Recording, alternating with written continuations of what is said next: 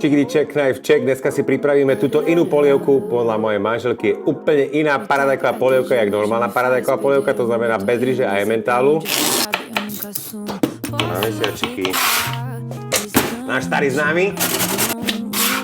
Šťupito presto. Tomu sa hovorí sofrito. 3-4 čierne korene, malinko raste. Šupcím tam na troške oliva, čo dusíš. Tak karotén, môže chceš mať kasnú pleť, tak si daj tú karotku naspäť k vareniu. Zvarené, spečené aj všetko. Pasatu. Už som kľudný. Trbné žolné, cuker. Trbneme tam karamely. Láska, toto by som nechcel umývať. Pekne do hladka proste.